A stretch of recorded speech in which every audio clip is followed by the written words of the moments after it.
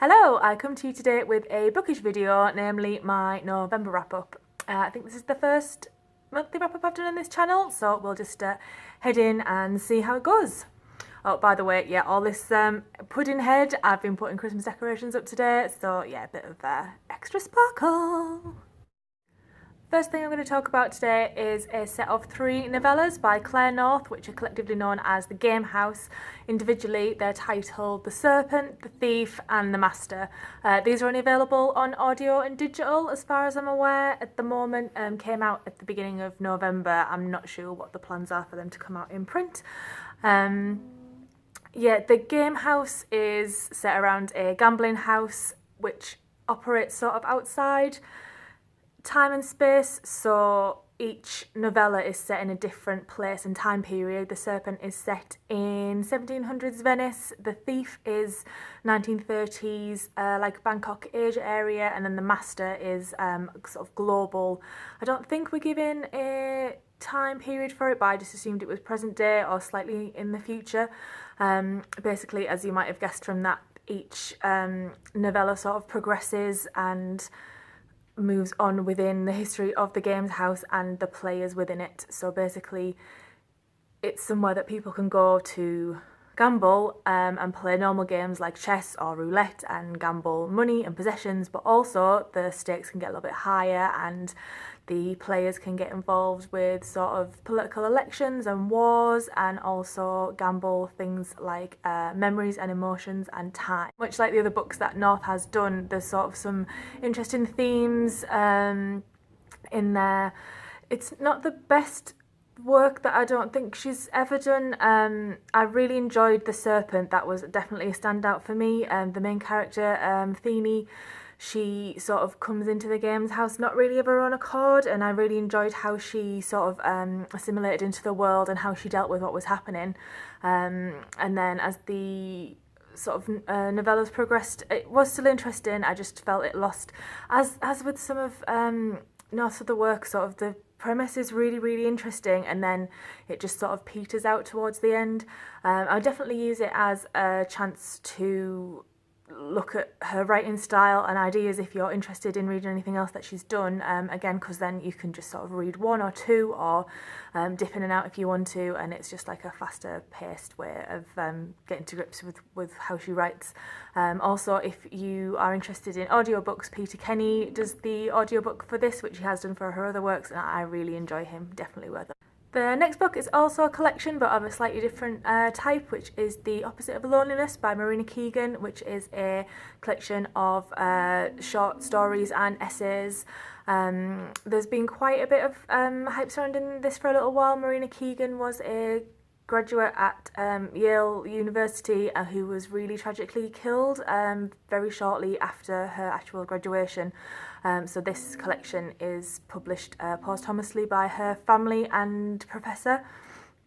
I went into this really expecting to connect with the non-fiction a lot more than the fiction, and I found it was actually the other way around. I don't know whether it's because I'm not used to reading non-fiction that is so very short and not directed essentially, but I know that most of the work came from creative writing classes, so obviously it has been directed to a certain amount, and I don't know whether I just wasn't used to reading that sort of style, but yeah, I just didn't find that anything sort of connected with me at all.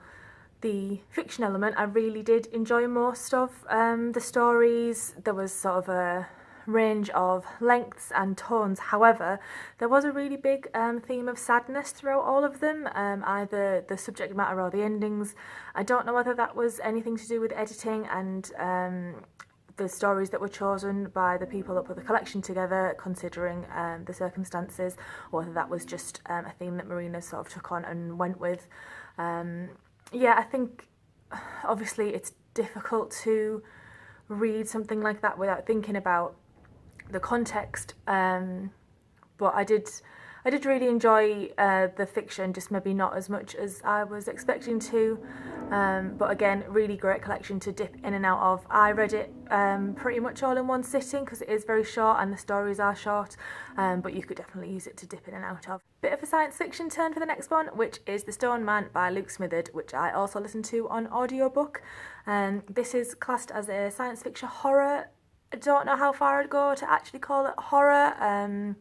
I'm quite a wuss, so if there is a chance to call anything horror, I probably will, and I just wouldn't really place this there. You might disagree with me. Basically, this is set in the UK, contemporary. One day, a 8-foot stone man just appears in a city centre and starts to rather ominously move throughout the country in a very slow, creepy sort of way. No one knows where he's going, what he's doing, why he's turned up, and we come to the story through a journalist who has some sort of strange psychic connection with this stone man, and it's not sort of immediate discourse, it's just flashes of images of where it might be going, and sort of faces, and it's all very disjointed. So the whole of the book is basically trying to figure out why the stone man is here, where is he going, what is he doing. It is a very slow burn. The narrator did a really good job of keeping the pace going, which again, like I say, I think I would have struggled with without. Having said that, I really enjoyed it. The characterisation was excellent and the ending was not anything like I expected it to be. It totally sort of turned things on its head in a character way. The plot was interesting, but to me it was very much driven by the characters and what would happen in this situation. A book that's been talked about quite a lot recently, and probably a little bit longer than recently because I am not up to speed with these things, is Only Ever Yours by Louise O'Neill. And this is something that I have heard a lot about, but just sort of didn't feel like picking up for some reason. And now I'm really glad that I did, because I can't say that I enjoyed reading it, because it's definitely not a book that you can enjoy reading, but I got a lot out of it, a lot more than I thought I was going to. If you haven't heard anything about this book, it's basically been compared to sort of Handmaid's Tale meets Mean Girls, which I can see where both of those themes are coming from, but I don't think they hit the mark particularly. Set in a dystopian future where women can no longer be born naturally, only males can be born. So females are created in laboratories for the express purpose of sort of serving and pleasuring men. Only so many are produced every year to match up with the number of men that there are, and they are kept in a very isolated boarding school type environment up until the time they're about, I think it's 16, 17. At the end of which you can either be a companion, which is like a wife, so you're going to be sort of making babies, essentially. A concubine, which is a pleasure worker for all the other needs of men, if they need anything on top of what their companions are giving them, or one of the teachers that works with the girls as they're growing up, who also live this very sheltered existence. The way that the girls are brought up is very extreme, as in appearance is everything, beauty is everything.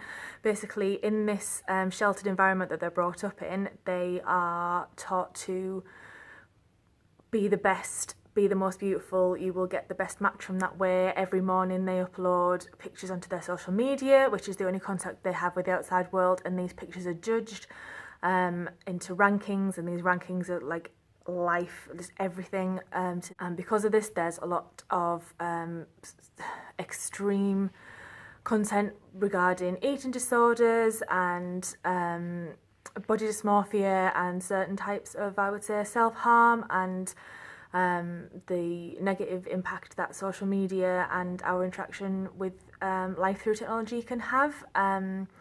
It was very difficult to read in places because of how extreme this gets, and I think that it is a good representation of things that can happen at the moment, or will happen more and more in the future because of cyberbullying and everything that we see more and more. The girls in this book are taught to rip each other down, rip each other to pieces.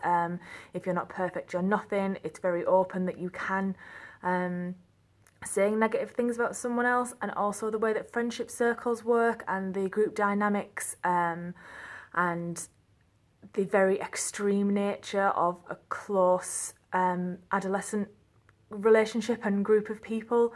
Yeah, I've heard some negative feedback about this book because it doesn't have a lot of hope or a solution necessarily for the problems that it's putting forward. I don't really see a problem with that. I just think that if it's out there and people are reading it and aware of these issues, then it's sort of doing its job, and it shouldn't always be up to the author to present